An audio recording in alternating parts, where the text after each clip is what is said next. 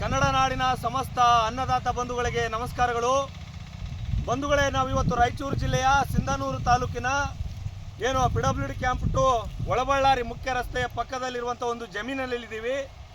ಈ ಲೈವ್ ಬಂದಿರತಕ್ಕಂಥ ಮುಖ್ಯ ಉದ್ದೇಶ ಮತ್ತು ಕಾರಣ ಅಂತ ಹೇಳಿದ್ರೆ, ವಿಶೇಷವಾಗಿ ರಾಯಚೂರು ಜಿಲ್ಲೆಯಲ್ಲಿ ಯಥೇಚ್ಛವಾಗಿ ಜೋಳ ಬೆಳೆಯುವಂಥ ತಾಲೂಕುಗಳಲ್ಲಿ ಒಂದಾದ ಸಿಂಧನೂರು ತಾಲೂಕಲ್ಲಿ ರೈತರು ಈಗಾಗಲೇ ಏನು ಜೋಳವನ್ನು ಕಟಾವು ಮಾಡಿ ಆಗಲೇ ತೆನೆಯನ್ನು ಕೂಡ ಮುರಿದು, ಅಥವಾ ತೆನೆಯನ್ನು ಕೂಡ ಕಟಾವು ಅಂತಾರೆ ಅಥವಾ ಮುರಿದು ಅಂತಾರೆ ಹಳ್ಳಿ ಭಾಷೆಯಲ್ಲಿ, ಅದನ್ನು ಕೂಡ ಮಾಡಿ ಇನ್ನೇನು 2-3 ದಿನಗಳಲ್ಲಿ ಮಷೀನ್ಗೆ ಹಾಕಿ ಎಲ್ಲ ಸಿದ್ಧತೆಗಳನ್ನು ಮಾಡಿಕೊಂಡು ಇರುವಂಥ ರೈತರಿಗೆ ಸರ್ಕಾರದ ವತಿಯಿಂದ ಬೆಂಬಲ ಬೆಲೆ ಅಡಿಯಲ್ಲಿ ಖರೀದಿ ಕೇಂದ್ರವನ್ನು ಇಡೀ ತಾಲೂಕಾದ್ಯಂತ, ವಿಶೇಷವಾಗಿ ರಾಯಚೂರು ಜಿಲ್ಲೆಯಲ್ಲಿ ಇಲ್ಲಿನ ಜಿಲ್ಲಾಧಿಕಾರಿಗಳು ನೋಂದಣಿ ಪ್ರಕ್ರಿಯೆಯನ್ನು ಆರಂಭಿಸದೇ ಇರುವುದರಿಂದ ಇಲ್ಲಿ ವಿಶೇಷವಾಗಿ ಸಾವಿರಾರು ಎಕರೆಗಟ್ಟಲೆ ಜೋಳವನ್ನು ಬೆಳೆದಿರುವಂಥ ರೈತರು ಕಂಗಾಲಾಗಿದ್ದಾರೆ.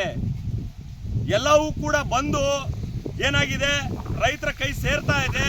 ಅದೇನಾದರೂ ನಾವು ಮುಂದೆ ಮಷೀನ್ಗೆ ಹಾಕಿ ಅದನ್ನು ಸಂಗ್ರಹ ಮಾಡಲಿಕ್ಕೆ ಮನೆ ಮುಂದೆ ಇಟ್ಟಾಗ ಅಲ್ಲಿ ರೈತರಿಗೆ ಮತ್ತೆ ಎಕ್ಸ್ಟ್ರಾ ಹೊಡ್ತಾ ಏನಾದರೂ ಬಿಸಿಲಿಗೆ ಚೀಲ ಕೊಳೆತು ಹೋಗ್ತವೆ, ಬರ್ಕಗಳು ಹಾಳಾಗ್ತವೆ, ಹುಳುಗಳು ಮಳೆ ಬಂದಾಗ ಅಲ್ಲಿಯೂ ಕೂಡ ರೈತನಿಗೆ ಅನಾನುಕೂಲ ಆಗುತ್ತೆ. ಆಮೇಲೆ ನುಸಿ ಹುಳುಗಳು ಕೂಡ ಆರಂಭ ಆಗ್ತವೆ.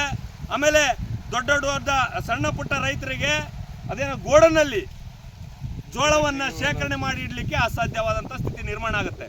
ಹಾಗಾಗಿ ಈಗಾಗಲೇ ರಾಜ್ಯ ಸರ್ಕಾರ ಇದಕ್ಕೆ ಎಚ್ಚೆತ್ತುಕೊಳ್ಬೇಕು.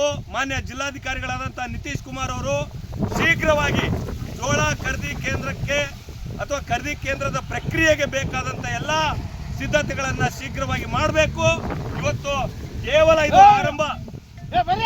ರೈತರು ಇಡೀ ಸಾವಿರಾರು ಜನ, ಲಕ್ಷಾಂತರ ಜನ ರೈತರು ಇವತ್ತು ಸರ್ಕಾರ ಯಾವಾಗ ಖರೀದಿ ಕೇಂದ್ರ ಆರಂಭ ಮಾಡುತ್ತೆ, ಯಾವಾಗ ನೋಂದಣಿ ಪ್ರಕ್ರಿಯೆ ಆರಂಭ ಮಾಡುತ್ತೆ ಅಂತೇಳಿ ಕಣ್ಣು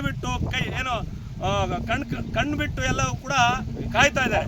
ಹಾಗಾಗಿ ಈ ಸಂದರ್ಭದಲ್ಲಿ ನಮ್ಮ ರಾಜ್ಯ ರೈತ ಸಂಘ ಹಾಗೂ ಹಸಿರು ಸೇನೆಯ ರಾಜ್ಯ ಪ್ರಧಾನ ಕಾರ್ಯದರ್ಶಿ ಆದಂಥ ನಮ್ಮ ಬಸವರಾಜ್ ಗೋಡಿವಾಳರು ಇದ್ದಾರೆ, ನಮ್ಮ ರೈತ ಮುಖಂಡರಾಗಿರ್ತಕ್ಕಂಥ ರಾಜಶೇಖರ್ ಅವರಿದ್ದಾರೆ, ನಮ್ಮ ಇನ್ನು ಮಾಡಿಸುವಾರ ಮತ್ತೆ ಗೋಮತಿ ಗ್ರಾಮದ ಎಲ್ಲ ರೈತ ಬಂಧುಗಳಿದ್ದಾರೆ. ಅವ್ರು ಏನು ಹೇಳ್ತಾರೆ, ಏನು ರೈತರಿಗೆ ಮೋಸ ಆಗ್ತಾ ಇದೆ ಅಥವಾ ಏನು ಲಾಸ್ ಆಗ್ತಾ ಇದೆ ಅನ್ನೋದ್ರ ಬಗ್ಗೆ ಈಗ ರಾಜ್ಯ ಪ್ರಧಾನ ಕಾರ್ಯದರ್ಶಿ ಆದಂಥ ಬಸವರಾಜ್ ಗೋಡಿವಾಳರು ಕೂಡ ಒಂದೆರಡು ಮಾತಾಡ್ಬೇಕಂತ ವಿನಂತಿ ಮಾಡ್ತಾ ಇದ್ದೇನೆ.